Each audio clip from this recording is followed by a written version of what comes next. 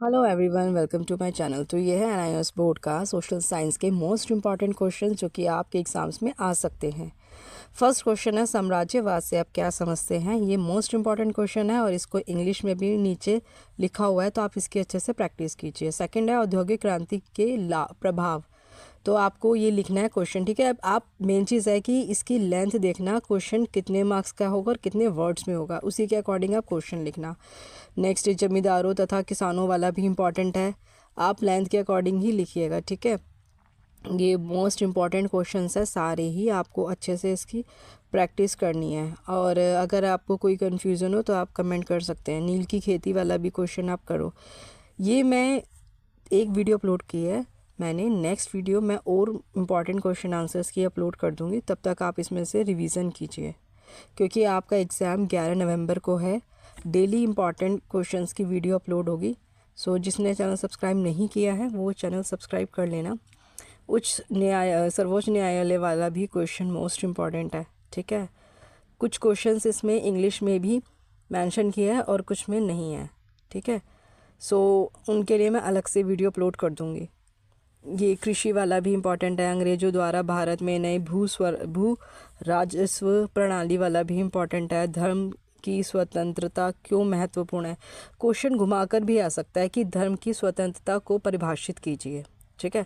ये मत सोचना कि ये क्वेश्चन नहीं था एग्ज़ाम में, ये इम्पॉर्टेंट तो हमने किया ही नहीं। क्वेश्चन की लैंग्वेज चेंज कर देते हैं वो लोग, बट आंसर सेम ही होगा। जैसे भारत के समाज तथा सांस्कृतिक पर ब्रिटिश प्रभावों का वर्णन, इस क्वेश्चन को घुमा के भी कर सकते हैं वो, कि क्या प्रभाव पड़ा, ठीक है। तो अपना दिमाग खोल कर क्वेश्चंस पढ़ना। अगर इंग्लिश पढ़ने में मुश्किल हो रही है तो उसके नीचे हिंदी भी होती है। और एक इम्पॉर्टेंट चीज़ कि अगर किसी को एसएसटी इंग्लिश में याद नहीं हो रही, जो इंग्लिश मीडियम का बच्चा है और उसको एसएसटी इंग्लिश में लर्न नहीं हो रही है, उसको डिफ़िकल्टी हो रही है, तो वो अपना एग्ज़ाम हिंदी में भी दे सकता है।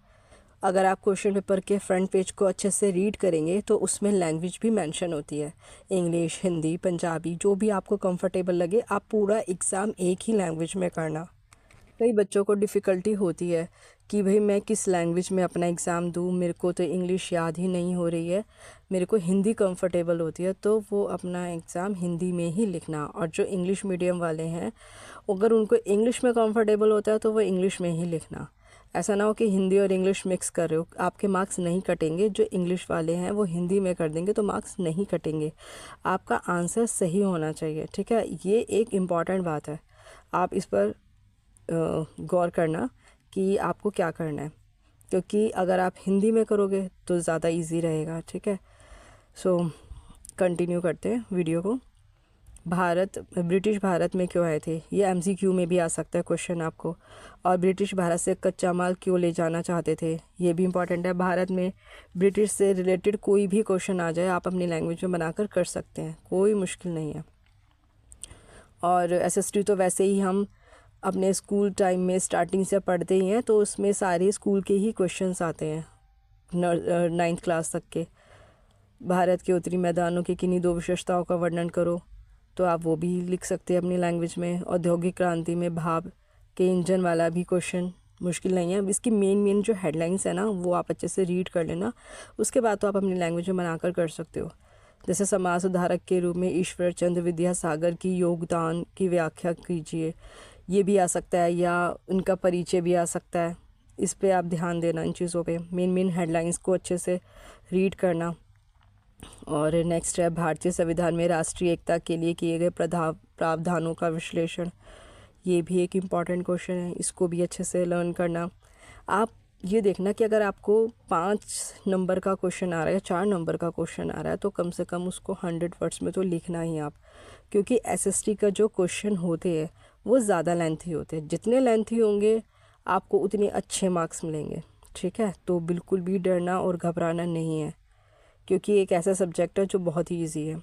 औद्योगिक क्रांति वाला भी ईजी है, ये क्वेश्चन भी आप अपनी लैंग्वेज में बना के कर लोगे, एक बार रीड कर लोगे तो।